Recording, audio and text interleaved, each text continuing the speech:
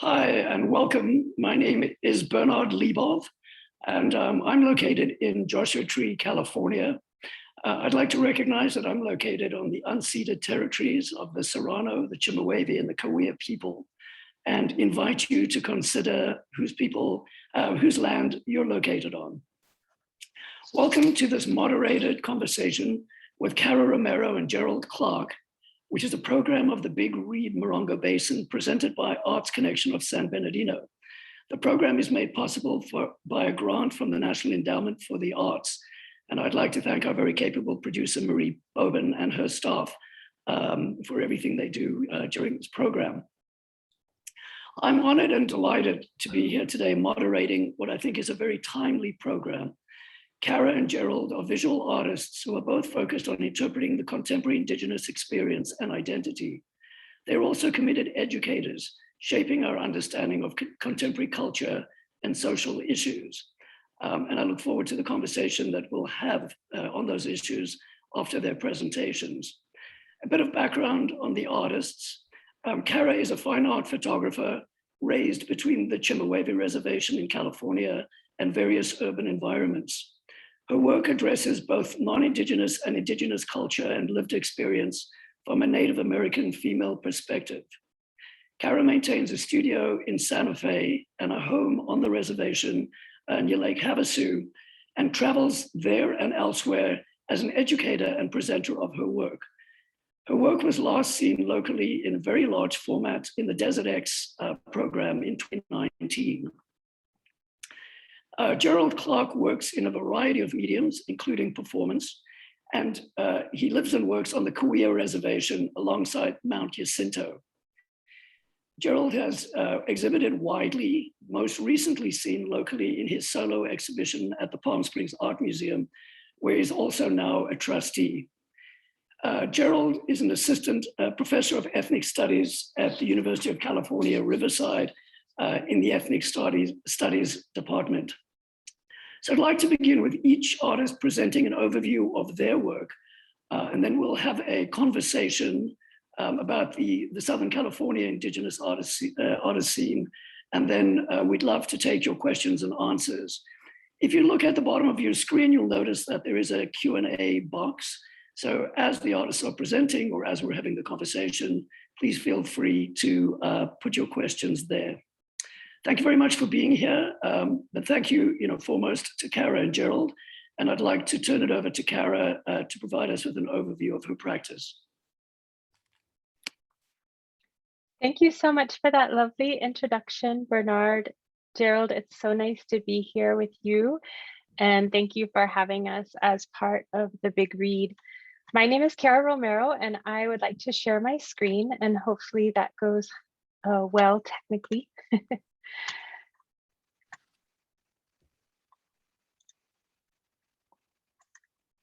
I was born in the late 70s to interracial parents in Inglewood, California. And in 1979, my whole family, parents, grandparents, aunts, and uncles, relocated from the Los Angeles area to the Chemehuevi Valley Indian Reservation, which had been newly reorganized in the late 60s. My grandmother, featured here on the right, was chairwoman of our tribe growing up, as well as our first housing director, and built the first 30 homes on our reservation in 1980. It was a very beautiful place to grow up. And as you will hear many Indigenous people say of the Mojave Desert, it is the place where my bones are from. We have a deep love and a deep connection for our landscape. So thank you, Bernard, for the land acknowledgement. We share the vast Mojave Desert with our sister tribes, and it's very nice to be here with you, Gerald. The lovely ladies that I grew up with and helped form me into the person that I am.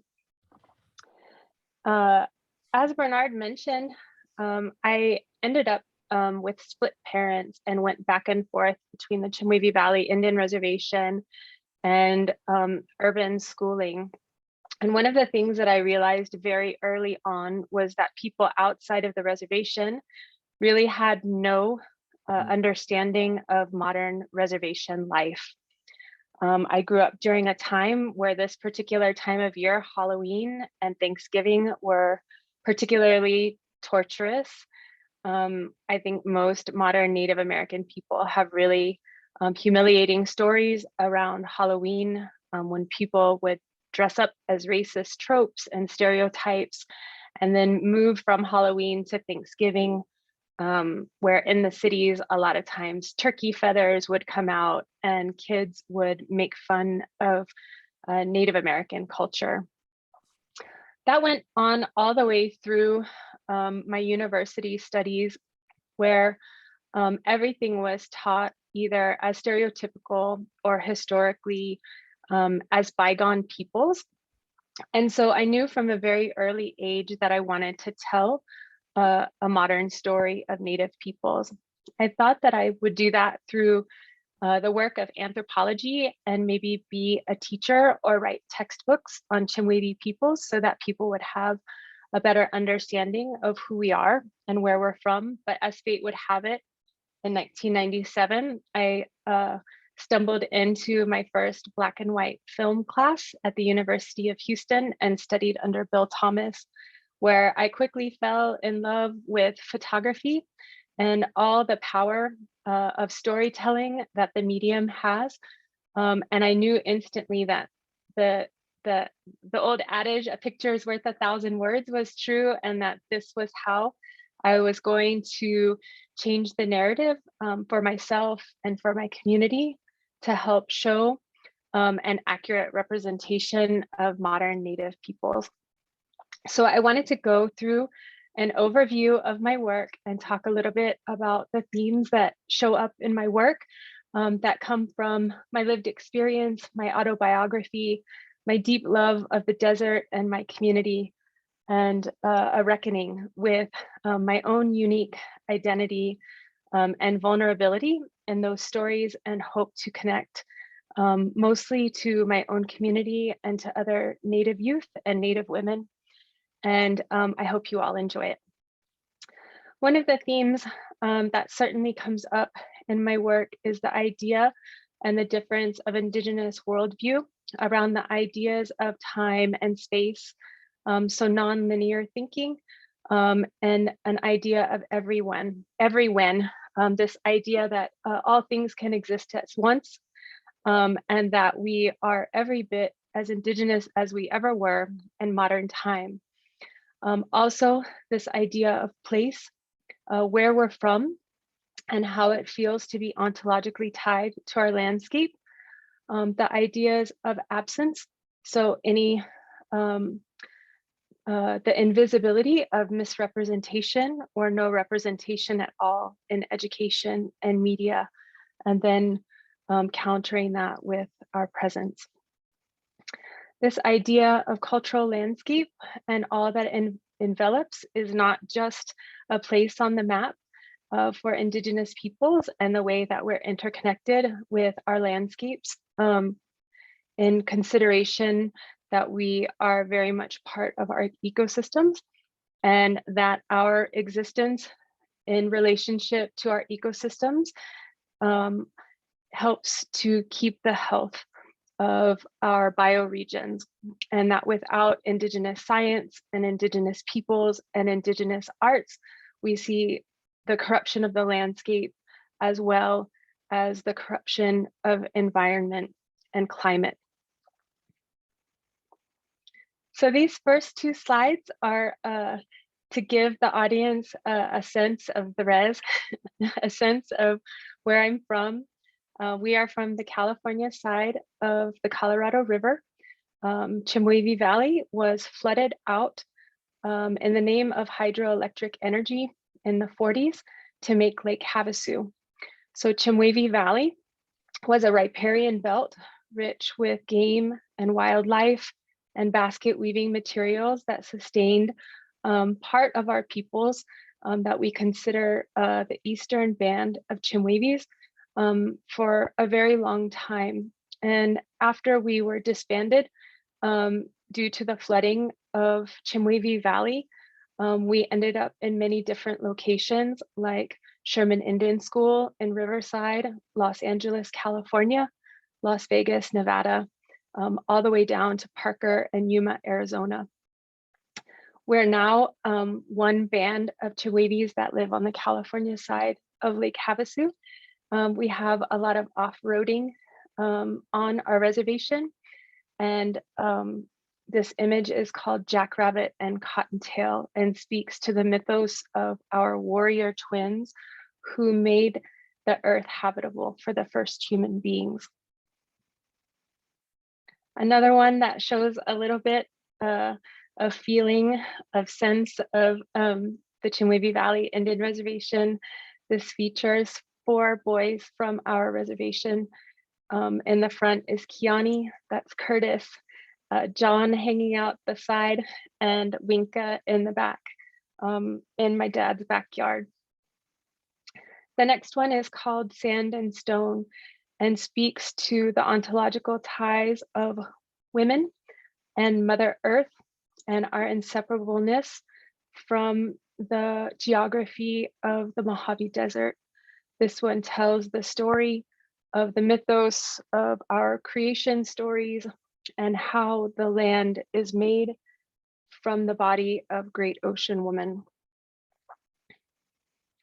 We have a deep connection and sense of place, and certainly a deep sense of connection to the Colorado River, the cradle of life in Chewevi Valley. And this one I put in there for you, Gerald. This one is called For the Cahuilla Boys. And this speaks to a time in the evening where all the Southern California tribes start to sing together. This one was taken right around Nipton, California, between Nipton and Searchlight, Nevada, which is exactly where my bones are from. This one is called Puha, the Path. It features the same 4 boys from my reservation practicing the art of bird singing. We sing with the gourd, like many of the Southern California tribes, and this one was taken at sunset on a hilltop on our reservation. Another theme that shows up in my work is most certainly the environment and the impacts to our environment, and the response to destruction and development of racism, of infrastructure and class, as the Mojave Desert continues to be developed and colonized. Many times our long arc in the history of the desert is left out, and people think that these spaces are empty when they actually have a deep, rich Indigenous history. And I spoke a little bit earlier about this idea of traditional ecological knowledge that is possessed by California Native peoples. And it is the Indigenous science of the bioregion that allowed us to live in harmony with our ecosystems for thousands of years. I believe, like many Native people, that we hold a sacred role in the balance and solutions to solving big social and pressing challenges like climate change. This piece, Water Memory, was done in 2015, along with a series of other underwater images. And it speaks to that story of the flooding of Lake Havasu in the name of hydroelectric energy, and how our ancestors were flooded out of their beloved places. And it also speaks into the present and the future about the impacts of climate change and sea level rising and the new floods that are happening, and how Indigenous peoples are adversely affected in a disproportionate way because we live so close to the landscape. Bernard spoke to my participation in Desert X, and the Desert X Biennial was a request to 25 international artists to respond to the landscape of Coachella Valley. I was the first person that was an Indigenous person of Southern California and the desert to be asked to participate in a response to the landscape. I did a series of 5 billboards, this being one of them, called Evolvers. And this one speaks to the development of renewables and not only a response in support of renewables, but also a cautionary tale and an ask for pause from the viewers to think about the rich history of the landscapes and the washes and what happens when big energy comes into the backyards of Indigenous people and people of color. It's not too much different from the floods of the hydroelectric energy or the gold in the Black Hills or the oil in the Bakken playfield. This was what the billboards look like along the Gene Autry Trail. Another theme that emerges in my work as a way to communicate to the audience that we are modern peoples and the subtle but powerful shift of natives telling their own story is, instead of a glimpse into our culture or our cultural privacy, this idea of expressing that we are very modern and that we most certainly understand pop culture and Western art and biblical stories, and we have a fantastic sense of humor. This one is called Coyote Tails, and this brings the California trickster, our beloved Coyote, into present times. Coyote shows up always when bad decisions are about to be made, and so this is a very playful piece called Coyote Tails #1.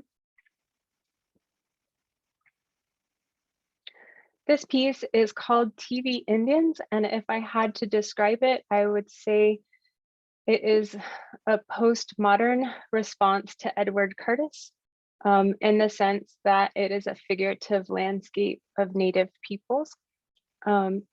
But as you can see, the new ruins in the landscape speak to the consumerism of America, and on the TVs are all the ways that Natives have been represented, both represented and misrepresented in media in Hollywood over the past 60 years.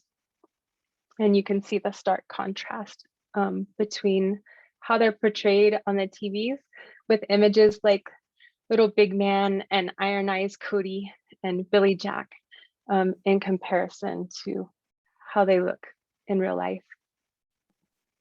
And this one is called 17 Mile Road and is the long road into our reservation. And of course, a play on the very famous Beatles photograph, Abbey Road. The strength of women is something that comes through in my work. It speaks to my autobiography as well as the strength of the women in our tribe. It's a very easy story for me to tell as a female photographer, giving and transforming power, giving power back to women and decolonizing self-image through matriarchy. I want to be respectful of Gerald's time, so I'm going to go through these pretty quick. This is my daughter, taken very recently in collaboration with the Indigenous science and traditional ecological arts of Leah Matafrawa, who's made all Indigenous dancewear from the traditional techniques of California peoples. This one is Ka and tells the mythos of Clay Woman and how her story has been passed down to this contemporary clay artist. This one is Nikki. And the next series is First American Girls. We built life-size doll boxes, giving accurate and loving and detailed representation celebrating the incredible diversity and high arts of many different tribes, of women from many different tribes, and showing them all together helps to illustrate our diversity and that we are not a monolithic culture. This one is Wakia. This one is Naomi. This one is Julia. She's from Cochiti Pueblo. Whoops. Sorry. This one's Amber Morningstar. And finally, my most recent body of work, it looks like I may have cut my slideshow a little bit short, but I think that works out just perfect, was a series of images that were taken in the Los Angeles area between March and June of this year. And it speaks to the idea of remembering the first peoples of California and these gigantic empires that have become gigantic cities like Los Angeles, and remembering that these are very first holy places, that places like Los Angeles are sung about in songs that go back thousands of years for California first peoples, and remembering that underneath all of that concrete and development, Los Angeles is a holy place. And with that, I will stop sharing my slides and pass it to you, Gerald.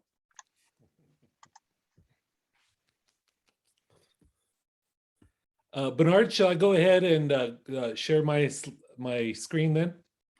Please do, Gerald. I just wanted to add that I had, in your introduction, forgotten to get to the core of what I've understood your work to be about, this insistence of the Cahuilla man in the, or Cahuilla person in the 21st century, in all its varied perspectives. Also to mention that you have participated in the Joshua Treenial not once but twice, so thank you for that. And that you'll be in the upcoming High Desert Test Sites opening April 16th. Yeah, that's correct. So yeah, thank you for the invitation. Thank you, all of you. Thank you, Cara. You know, it's always a humbling experience to talk about your life and your work. Lord knows we're all busy these days, right? So for those of you taking time out of your busy lives to spend a few moments with us, it's appreciated. I want you to know that. So yeah, my name is Gerald Clarke. I'm talking to you this evening from the Cahuilla Indian Reservation. This is where I live. My grandfather built this house here on the res about 80 years ago. And the story is that Camp Pendleton, the Marine base, was decommissioning some sheds. They didn't know what to do with them. So someone said, give them to the Indians. And my grandpa got a hold of a couple, nailed them together. And that was the beginning of this home here where I live. And so my lecture tonight it's again, kind of a brief overview of what I do, the craziness that I create. It's based on the solo show that I did in Palm Springs that's called Falling Rock. And if you're curious about why is it called Falling Rock, head over to my website. And it's based on a story that my dad told me when I was a kid. And that, you know, it's one of those things where and years later, I asked my dad, you know, where'd you come up with that story? Where'd you hear that? He had no idea. He didn't even remember ever telling me. And yet it's kind of like, as a child, I internalized it, and it's kind of, you know, accompanied me through life. Now I'm in my 50s and continuing to, you know, I've moved back home, and I'm here on the reservation. So if you're interested in why Falling Rock, yeah, go check that out. Thank you, Cara. Really, really impressive. I've always been a big fan. We met years ago. And so, you know, amazing. So who's stupid enough to go after her? Well, I guess that's me. So we'll go ahead and get started. But one of the kinship things that I feel with Cara is there's no way I can talk about my work without talking about my life, without talking about my family, without talking about the land and the environment. And so I often do that anytime I I do an artist lecture about, who I am and what I do. And, just last weekend before the rain came through here in Southern California, I went up in the mountains and gathered acorn. That's the photo in the upper right-hand corner. In the summer, that's me with the hat there, picking what we call chamish, which is the holly leaf cherry, or what people call the choke cherry. So I'm involved with the culture, and so many times, I teach at UC Riverside in the Ethnic Studies Department, and it's amazing to me how we find ourselves in Western American, institutions where everything's all siloed, and it's really popular to say, we're going to indigenize education, we're going to indigenize or decolonize the campus. And I say, oh, that's great. The first thing we need to do is tear down every department and just mix it all up, right? Because when I in my practice, I don't divide my cultural activities from my job, from my role as a father, or as an elected tribal leader, or as an artist. It's all one thing to me, And so the picture with the snow there, you see, that's out my kitchen window. So I live here on the res, and it's all part of how I view the world. And one of the things I think, for those of you who got to see my solo show at the Palm Springs Art Museum, I think a lot of people might see that show and think it's a group show because I'm a bit schizophrenic, I think, when I make work. But my life is pretty schizophrenic as well. I wear a lot of hats, and I think that's kind of typical of contemporary existence here in the 21st century. But the photo there on the upper left-hand side, those are some mortar holes in the granite boulders. There's sites around this land that I know of that I don't share locations of, that are former village sites. And that's my hand there. I know of places where you can just find pieces of pottery and stuff. So for me, history has never been something that's in a textbook, right? Or that might be an hour and a half series on PBS. History is all around me. It's part of my existence. So I appreciate Cara mentioning this time, this issue of time. And indeed, my project that will be the spring of next year for high desert test sites, for me, it's about time, and it's about one's perspective and view of time. I can't tell you how many times, just last month we had the anniversary of 9/11, right? And that slogan of never forget. And yet Native people are often told, get over it, right? Why are you still dwelling on the past? And it wasn't that long ago, right? And so these are the things that, I internalize, right? And they're part of my life. And I don't switch gears, so to speak, when I go into the studio. This is all part, it's like fair game, right? It's part of my vocabulary that I take into the studio. And I will say, I really like being part of my tribal community here on the res.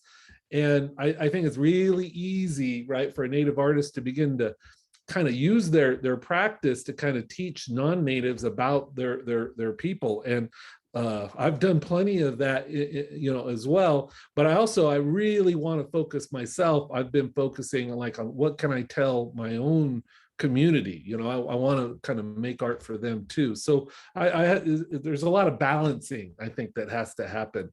So I'll just show you some works that were all from that show down in Palm Springs a year or so ago.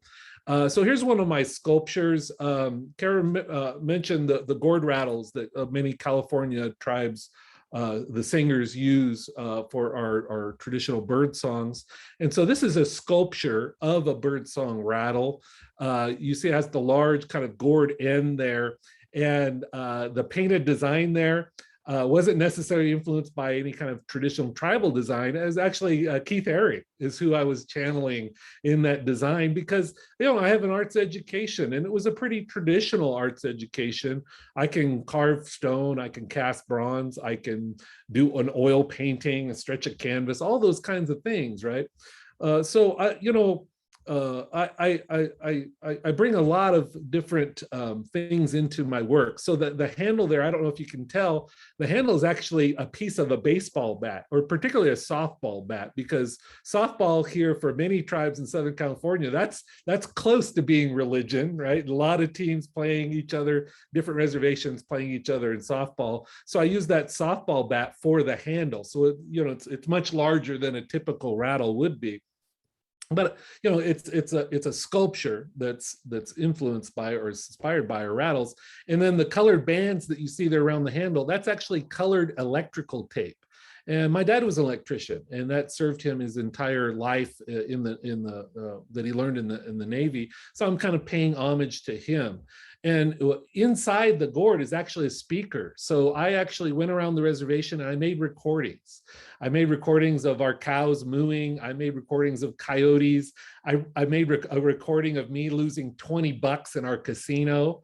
And I made a recording of me and my dad watching the NBA finals. Okay. And I put it all in there. And so the title is Cahuilla Sounds, Cahuilla Lives from '97. And that's what it is. I'm trying to express what it's like to be here and to live here.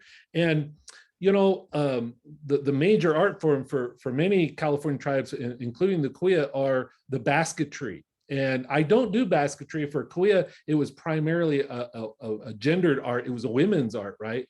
And so I'm a huge fan of the art of basketry. But I see myself, there's a kinship here, right? So our traditional basket makers would go out into the environment. They would gather various grasses and plant materials, right? They would bring it back. They would treat those materials in some way and combine them to make something that was beautiful and meaningful for the community, okay? I do the same thing. I just don't necessarily go and gather plant materials. I'm gathering electrical tape, baseball bats, beer cans, whatever I can get my hands on. And so while some people might say this might look tribal or might not, it's my working process. And ultimately, what makes this Native American art is my perspective on the world. That's what kind of comes in and gives it this kind of quality. So here's another piece from that show. This was inspired by my daughter and I visited the Standing Rock Reservation during the No Dapple protests. And we saw these miles of this pipe, and it was actually painted that color, this pipe, which reminded me actually kind of like a type of turquoise or what have you, but then also thinking about, being up there, I've never felt that kind of oppression before in my life. So I was like, wow, and I got to thinking about all the kind of dumbed down media things that we see in coming out of Hollywood, and so I was like, well, this law enforcement, which was just so oppressive and it's so foreign to me, I thought, and so I put them up there as these characters to kind of maybe get people to think about, like, wow, who's the good guy here, right? We recognize who the bad guys are in these dumbed down movies. Can we recognize it in real life? And then the cords you see hanging down from the pipe, those actually go to headphones. And so inside the headphones were recordings from people who went to the protests and the stories that they had to tell. So the title is Leaks. And so those black cords are extra long. I wanted them to create puddles or piles, right? And the leaks are the stories, what the people experience. And then there at the protest, there was a hill called Social Media Hill. So that's where you had to go up to get coverage, so you could actually send out, your pictures and, your story or what have you. This was kind of the piece entering the show here. And I just mentioned that Cahuilla are known as basket makers, right? And so I want to participate in that tradition, but I'm a man, right? So I wanted to recognize the specialized gender roles within traditional Cahuilla culture. So I don't make baskets, I make sculptures that are inspired by basketry. And this is about 8 feet across, and it ended up being about a little bit over 1,800 crushed aluminum cans, both soda cans and beer cans. And I'll tell you, I see art around, there's a lot of interesting art in the museums today. And so I see a lot of art where like different little things are put together to create some bigger picture or whatever. And that's kind of what I've done. And actually the museum gave me access to some traditional Cahuilla baskets that were influencing me on the designs here. So you have the 5-pointed flower, which is symbolic of our tobacco flower, piva, we call it, which is one of our sacred herbs. And then the black figures around the edges, that's the basket design symbol for a bat that flies at night. And so the blue edging there that you see is just a symbolic depiction of the night sky. But it's also, so it's attractive, and I like that. I like to bring people in with humor. I like to bring people into the work with something that's attractive. But it's also about alcoholism, and it's also about the diabetes and how that's impacted my community and how it's impacted my family. I often say, and I try to be very honest, I definitely have the potential of being at least a 3rd-generation alcoholic. Why is that? Well, it's because of the intergenerational trauma of the genocide that Indian people, particularly here in California, have survived. And, I tell people, the story of the American Indian, or particularly here in California, it's not a tragedy. It's tragic, but ultimately we are the ultimate success story because we survived an organized state-sponsored genocide in this tribe or in this state, right? So we're the ultimate success story here in California. So, I never want to be accused of romanticizing my own culture, and so it's an attractive artwork, and a lot of people like it, but there's a message there. There's a seriousness there that I think is so important, so necessary. Because this is healing. This is acknowledging the historic trauma, whether it's alcohol or sugar with diabetes, right? It's all in there, right? I want to give the context. I want to give the full story. So I live here on the reservation, and when my dad passed away in 2003, I moved home and took over the family cattle ranch. My grandparents got cattle through the reorganization period where loan programs were finally made available to tribal people. They weren't grant programs. The federal government has never given anything to tribes. It was a loan program, and my grandparents got a loan for a few cattle, and then they paid that loan back. But Cahuilla people have been involved with ranching going back to the mission period when the Spaniards stumbled across this beautiful land and brought their livestock with them. And so I feel very strongly. I have a lot of followers on social media, not because of my art, because they want to see what I'm doing with the cows today. And, it's a fun lifestyle. It's a really nice compliment to art, because sometimes art you get in your head, right? And you start getting real abstract, right? And these cows will knock you over if you give them a chance. And so that helps me keep it real, so to speak. And so it's from that experience I found that my best art comes from when I'm working out of my own personal life or personal experience. So like with the can basket, I just said, I have a potential of being a 3rd-generation alcoholic. My grandmother passed away prematurely because of diabetes. So this is serious stuff, and this is connected to my life. I'm not simply expressing myself, so to speak. And so with the cattle, I started thinking, well, we brand our cattle, so maybe I should work that into my art practice. So what I've started doing is making branding irons as sculpture, okay, and then turning around, heating them up and making prints, right? Where I heat them up and I char the paper. And so there's a picture on the right of me actually doing it. And, it's kind of performative. People like to watch that kind of thing. And I get the rock and roll blaring in my studio. I heat up the irons and I'll spend a day just doing a bunch of prints. And so you see behind me there, I have clotheslines in my studio, and I'll do 30 or 50 in a day. Then I go back through, figure out the ones I liked. And it's a real unpredictable process. You see the print on the left, you can see where the heat has kind of shot out from the burn part. And I love that. And the paper, I have to soak the paper. Sometimes the irons are too hot and the paper kind of catches on fire, and I got to put it out. Sometimes the branding iron's not hot enough. So I go through that process. I choose the ones that I like, and I feel like are strong, and that's the ones that I end up keeping, signing, and framing. And that idea of amnesia, erasure, right? Deborah Miranda, the Chumash writer, she says erasure is a bitch, and I'll agree with her. You know, we often find our histories being completely erased, and how many times do we come across these monuments where they say, well, this is the site of the very first schoolhouse in San Bernardino, let's say. Well, what does that really mean? Does that mean that education didn't happen until after contact with Europeans? I don't think so, right? So we're often, our lives, our histories are often erased. So here's some more images so there's the branding irons, and I do show those as sculptural works. The picture on the upper left shows me like heating up one of those irons, and you can see they get real hot, and yeah, it's a fun time. I like the physical work of making, you know, if there's a selfish aspect of making art for me, is I love physical labor. That's why I like ranching. That's why I like making sculpture and making art, because I love there's something that is healing for me to stay busy and to do those kinds of things. So I'll heat up these irons. Sometimes I do a single brand. Sometimes I'll do multiples, in which case I have to heat the brand up, print, heat it up again, and come back and re-soak the paper.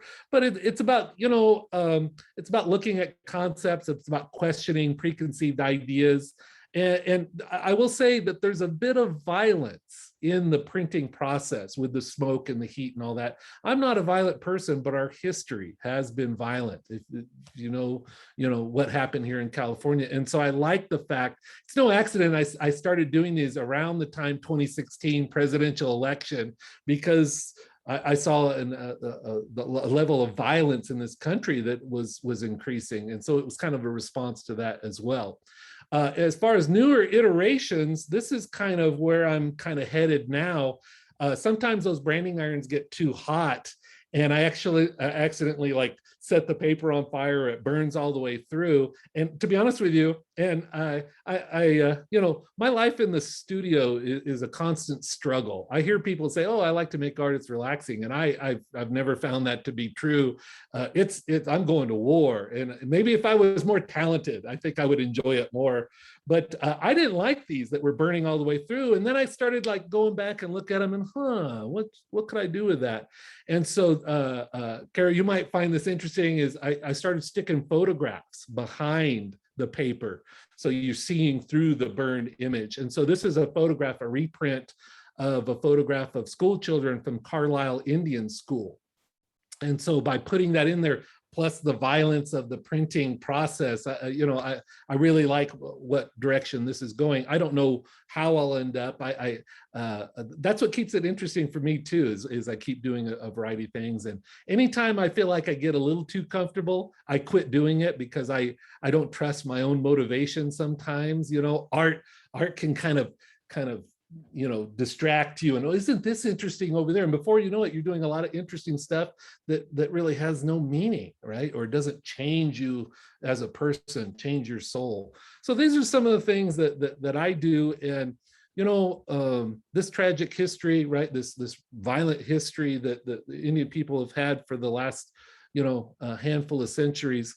I carry that weight. I carry that weight into the studio, and it's hard. And, you know, I have to be very careful that I don't simply appropriate from my own tribe. I know that probably sounds strange, but I think I see that happening some. And so like Cahuilla Indian School, there's a connection here. We had tribal members from Cahuilla here in Southern California that went all the way to Carlisle, Pennsylvania, and went to school there. And then we have the Sherman Indian School right there in Riverside, and that's where my grandparents met. So had they not met there, maybe I wouldn't be here today, right? So there, you know, this is all very much connected to who I am, my family history, and my community, and that's always been kind of what's most important to me. And so with that, that's all I have for you. So I appreciate your time, and look forward to hearing some questions. Thank you both so much. I think, you know, for me personally, watching you speak and looking at your work, it just gives me tremendous access to, you know, a whole world, and the first glimpses of understanding, you know, of your lived experiences. which is, it's so valuable given all the rhetoric and positioning, in the world. And I think what I really miss, having spent time in other places, particularly in Santa Fe, Cara, is the richness of communication through contemporary Indigenous art. And Gerald, when you and I were talking ahead of this conversation, you mentioned this exhibition, which I'm happy to say I'll see this weekend, called When I Remember I See Red, which you're both participating in, which is a survey of contemporary Indigenous Californian practice. And very few of those artists, I know the two of you, I'm not sure if there are many others, are Southern California artists. And I wondered if you could both address this subject of how we could work to develop or seed a more lively Indigenous contemporary art practice here in Southern California.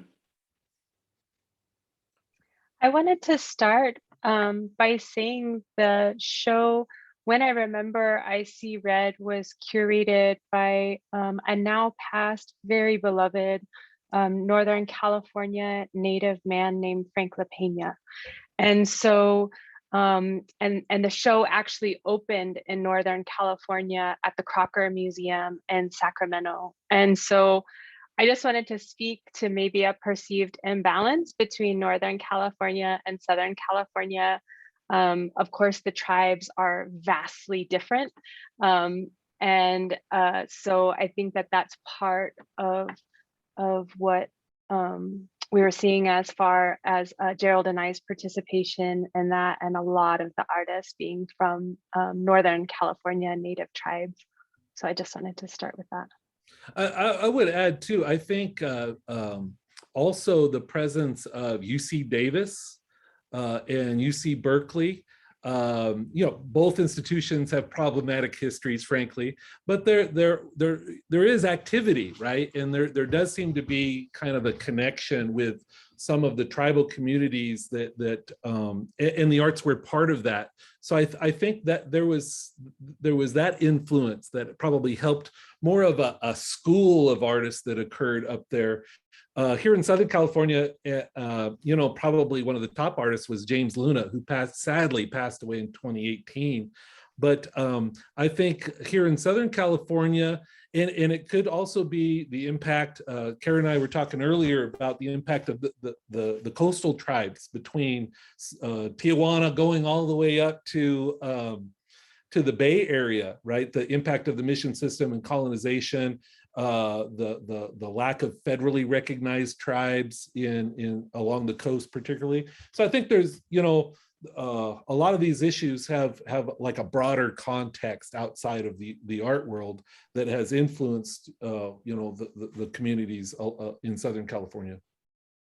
I think that that's really important, Gerald, that you did pull on that thread, because I think, one of the things that we talk a lot about as California Native peoples is that, this idea of erasure, if you really want to talk about it, it's an erasure of one of the most brutal colonial histories in the United States, belongs to California, belongs to this state.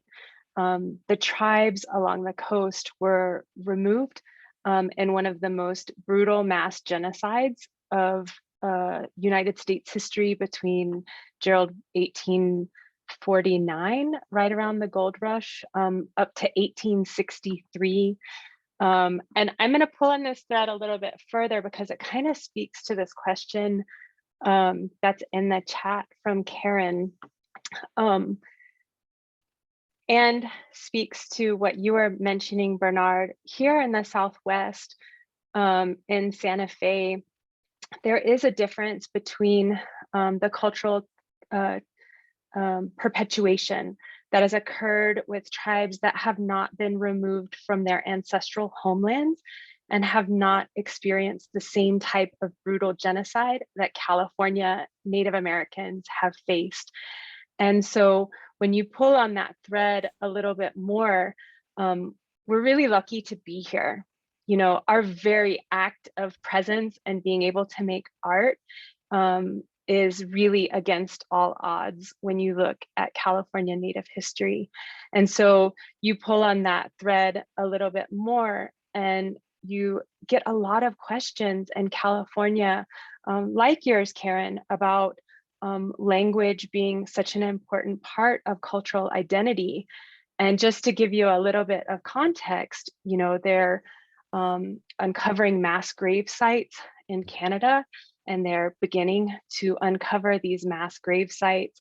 All of this to say, you know, we were culturally annihilated here in California. And I impress upon everyone the deep need that we have as California Native peoples to seek out the truth about California Native history and understand that children were punished, that it was illegal to be Native American in California, that we did not receive citizenship or voting rights till after women and Black people, that there was a bounty on California Native people all the way up through 1912. And so like you speak to some of these like really intense histories, and I'm not the historian, so you know, correct me, Gerald. I get like a little bit worked up and I might misstate a date, but it's all very true. And so we don't have a lot of language speakers left to speak to Karen. And it's like, it's such a painful question to be asked, right? Because the truth of it is I, you know, grew up taking language classes, taking basket weaving classes. And to give you a little bit of context, going home to my grandmother, who was born in 1924, that was not allowed to have any of that, and teaching my grandma language that she was never allowed to learn growing up. And, you know, having those deep moments. So I just wanted to like kind of speak to the pain of those questions. And to open it up, Gerald, and I do want to pass it back to you. It's really true that in order to be able to support the arts of California Native peoples, it's a much larger context and systemic issue about why you see the paucity of representation, the paucity of peoples, and the support systems that we need in place are much bigger than art. Yeah, I would say, you know, I consider art part of our Indigenous intellectual tradition, which include what Cara brought up about the traditional ecological knowledge. That, you know, we've been stereotyped as being just kind of intuitive, spiritual people who just did what we did, you know. And no, this is an intellectual tradition. And I think it's this intellectual tradition that can actually has some answers for the contemporary world. There's a lot of issues facing this world right now, and Indigenous people have some answers if anyone bothers to ask the question, you know. And as far as language goes, I can introduce myself in Cahuilla. I can speak some Cahuilla. We're actually teaching 4 sections of Cahuilla language at UC Riverside now. We started that a couple years ago. But actually, and this is kind of, you might think I'm a jerk a little bit, but when I'm in a lecture with non-native people or whatever, I'm not sure non-native people need to, you know, I don't think people deserve to hear my language spoken, because that means that maybe it reduces some of the guilt of this genocide. I'll speak it with my people, but outside of that, I'm different that way. I think a lot of Native people introduce themselves with their language. I don't do that because that's private, I think. That's just like me saying I don't appropriate from my own culture. There are visuals in our creation story that I think would make great art, but those visuals are not for you, right? They're not for the general public. And so I censor myself. You know, a lot of times censorship is supposed to be this horrible thing for artists, but I do that to myself all the time because I have obligations to my community to keep some of those things just for us. I agree with that, Gerald. And I appreciate you saying that. I think one of the things that I relate to in photography is certainly not, you know, countering this idea of the camera as a weapon and the exploitive nature of photography and how it's been used against Native people, and really walking this line where we do have to adhere to strict cultural protocols where we're from, and where we're from, you know, going back to that, you know, really brutal history that we're talking about, we live with a heightened sense of cultural privacy because our people, were persecuted for ways of life, for ways of being. And so, to be culturally private, I call it an act of passive resistance, right? So exactly what you're talking about, Gerald, about these things are private because that's the only thing that has allowed them to survive. And you don't get to come back and say, you must share them with us now, right? That's not going to happen with our communities. You have to look at the importance of cultural privacy as a way of surviving. And Bernard, I don't want to take over the whole conversation, but yeah, for people who want to learn about our cultures or our language, you have to build a relationship with the communities. You can't just come in and say, "Hey, how do you say this?" or "I want to research that." I'm in academia, and I see that happen all the time. It's about reciprocity, and you have to build a relationship first, and then it goes from there. No, thank you both so much. I mean, as I've experienced before, Gerald, is I've asked a question from a point of relative naivete and gotten a great education, and I think this is another one, where I think in terms of resources and other such things, and there's a much deeper, a reason and a much deeper context for everything. And I guess in all of this, we can just not hope, but trust that healing will arise. And out of healing, more of this practice will become possible for people, in this region, because I think it's really missing. It's very much missing. So, well, thank you so much for those insights. I don't want to cut off anything on that topic. So if there's anything more you'd like to say, please say so. But otherwise, I'm going to turn to some questions from the audience. After Gerald and I spoke earlier, we were really thinking about this question a lot, Bernard. And one of the things that came up for us that we wanted to talk about in that sense of having a larger context to how to support Native peoples is this idea about, how as settler colonials or even intertribally can we be good relatives, right? How can we be allies? How can we practice these ideas of diversity, and specifically what you're asking, Bernard, about, California Indigenous inclusion in the arts. And it's such a really, really good question. And so I do have some reference points about how to be a good ally to Indigenous peoples. And I can put those bullet points in the chat for people. And if you think that would be a good idea. That would be awesome. I'm very, very grateful for that. And I would say too that there are institutions already in Southern California who could help create this scene that we're talking about in support of Native cultures and Native cultural work, Native expression. But unfortunately, a lot of these institutions that have long histories, right? A lot of the arts professionals, I'm just going to say it, I think they lack courage.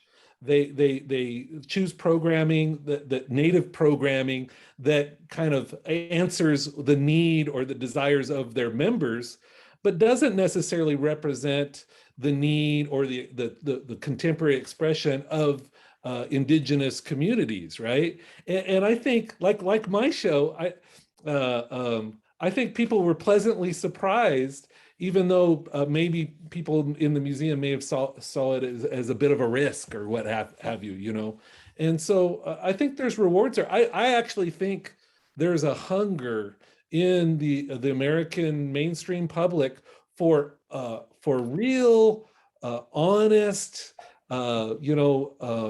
Indigenous expression. And I think society's getting to where it's kind of getting tired of the romanticized stereotype that they seem to be spoon-fed in education and in the media. No, I completely agree, and thank you for that. I just want to turn to some questions from the audience. The first one being from Larry. He asks, in most contemporary artistic practice by Indigenous people that I've encountered, it seems there's a willingness to combine very contemporary pop cultural American elements with traditional Indigenous motifs, or the other way around. Is this a misperception, or is there something? And if I'm right, what motivates this willingness and sometimes drive to combine worlds in this way. And I think you both made direct reference to that.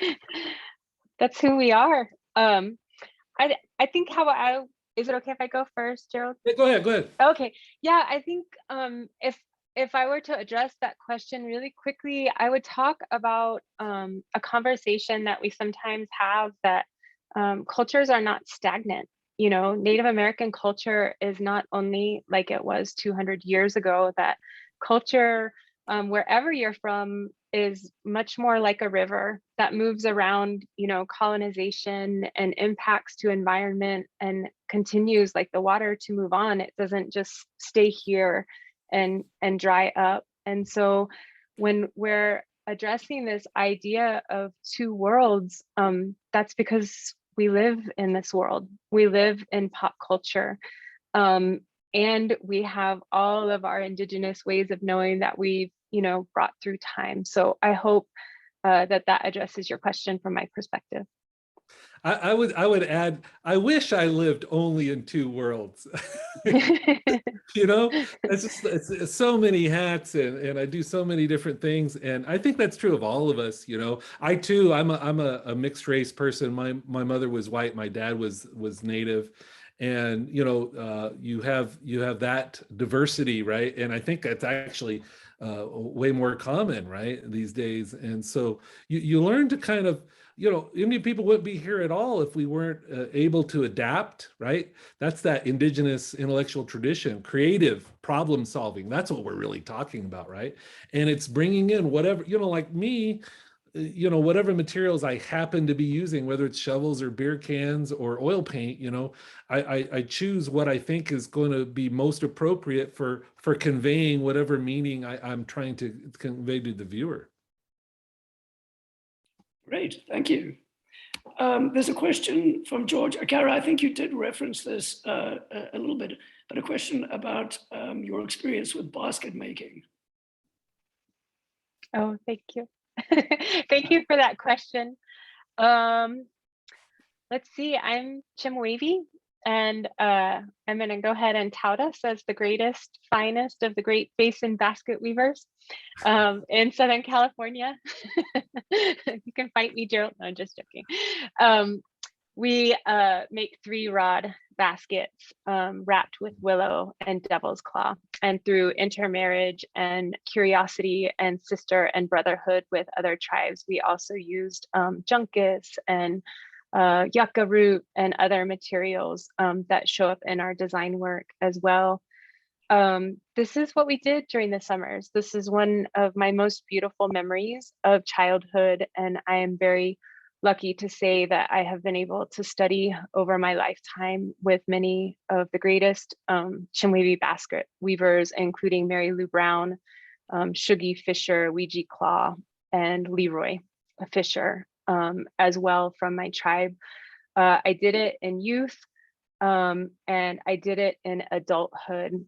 And I am by no means a master, but I think and I pray that in this lifetime, I will go back to it and continue to master the art and hopefully teach in my community. I will say that I know this to be true with the tribes from Nevada and all the way out, that the destruction and the drought that we're experiencing, we are most certainly seeing our willow patches are very unhealthy and speak first and foremost in our language of our indigenous language of the landscape, that our Mother Earth is sick. And you know, our basket materials, you know, when people are not familiar with them, you know, they get pulled out, you know, from the, you know, sides of the washes, you know, when the streets are getting cleaned up, you know, they need, you know, tending to the wild, and they need people that can identify them to be able to protect them. And that is not something in NEPA or CEQA that is protected, are, you know, these patches of white willow and river willow, although they do exist. Great, thank you. you alluded to Karen's question, but it's a little bit wider. I'll go. You talked about the role of the language in your work, perhaps, but you also asked about. She also asked about if there were significant number of living speakers of your languages and what efforts are being made to ensure the survival of those languages. I'll just say for the Cahuilla, there's a number of tribes that have Cahuilla language classes. I believe the new California Indian Nations College down in the desert has a Cahuilla language class. I mentioned UCR has a language class now. Interesting, when we were doing the Cahuilla language class at UCR, it took forever for us to get approval as a real college class, right? And the linguistics department finally gave us the thumbs up and said, okay, and by taking this class, it'll fulfill your foreign language requirement. And I said, foreign language? You mean English? Right? So it was just like they just totally didn't get the what they were saying, right? But many of the tribes are, they're active and they're trying to ensure, right, our cultural survival or what have you. It is part of our history. It's part of our culture, right? But it's not the only thing either. So I don't want to make anyone think that, oh, if there's no speakers, then you don't exist anymore, because I don't think that's true. I know that what I've learned of our language, it is so deeply entrenched in that cultural landscape. And so it has a lot of insight and cultural knowledge on ways to live with those ideas of reciprocity with the landscape. I think it was in about 2014 or 15, our last fluent language speaker was featured in an article of National Geographic. He passed away from COVID. We do have another family on our reservation that are fluent speakers. And without naming names, she has spent her lifetime teaching classes to community members, writing an alphabet and translating an entire dictionary with additional words that was first written by ethnographer Carabeth Laird with the work of Peabody Harrington. And so our hope is that it survives. Most of us, I joke, we speak like toddlers. We know how to say our names and our colors and our foods, and we know our way around the dinner table. And our hope is that we can continue finding ways to transmit our cultural language while being really respectful of our cultural protocol and cultural privacy. So cultural transmission has been very difficult for us in modern times, with a lot of people not believing in that being shared on the World Wide Web. And so while it might seem like a really easy from outside of the culture, it can actually be very complicated. This idea of traditional cultural transmission between generations and how that interfaces with technology and privacy and intellectual property. Here is another one of those areas where people pilfer our cultures, and then they go and write a book and make a bunch of money off of it. And so it never gives back to the community in the ways that we really need it to. So then you see here again that extra resistance to sharing. Yeah, absolutely. Thank you. And our last question is a two-parter addressed to each of you individually. It's from Greg, and it's to Cara. Do you identify yourself or see your work as an Indigenous futurist? What roles are you hopeful that Indigenous people and artists will be able to step into in the near future?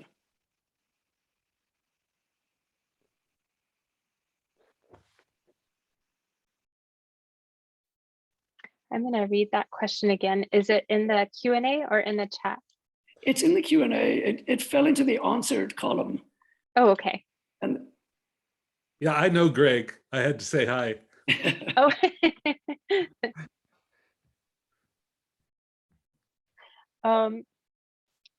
So I have been reading all of the scholarly discourse around Indigenous futurism, and it is definitely something that I'm problem solving in my mind. It's really interesting for how I see that playing forward. I know a lot of artists have addressed it through these ideas of like Indigenous culture meets science fiction. And I enjoy those takes on Indigenous futurisms quite a bit. I don't think that that's where I'm going to take it, but it's definitely something that I'm thinking about. For those in the audience not familiar with the issue, it's this idea of racism in media portrayal and how African American people and people of color are not portrayed in media in the future, and this idea of how that psychologically impacts our communities, not being able to see ourselves in a future. And I'm probably not explaining it as well as it could be explained. So there's a big push and movement in Indigenous arts to represent ourselves in futurism, right? As a way to counter the narratives that we're only historic and that we're bygone. And so artists are doing some pretty fantastic things, along with some pretty apocalyptic concepts from Indigenous perspective, which all makes sense. Great, thank you. And Gerald, your portion of the question, can you speak more about the role that humor plays in your work? How do you use Indigenous humor to your artistic advantage? And then separately, how do you pull yourself back when art pulls you into areas that are not productive or interesting enough? Well, I would say, so years ago, someone told me that humor is the shock absorber of life. And I thought to myself, man, if anyone needs a shock absorber, it's me. And it's Indian people, And so the other thing too is like I talk about some serious stuff in my work, right? And most collectors, they don't want genocide over the couch, right? So I don't sell a lot of work. And so what I do is I use humor to kind of disarm the viewer. And I just like the can basket, it's attractive. And so it disarms the viewer and they're more willing to engage with the work. If it's big, scary and ugly and it's about death and destruction, I don't blame people for not wanting to deal with that, right? But I can use humor, right, to kind of bring people into the work. Then I subvert that humor with some kind of serious message. So for me, humor is a tool that I can use to get viewers to engage with the work. And as far as like pull myself back when I get into areas that are not productive or interesting enough, I typically don't. I make a lot of bad art.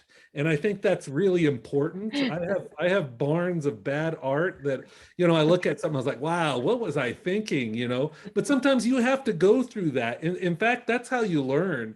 When I teach art, if a student fails at something, but they understand why it failed and how they could have done it better, that's an A.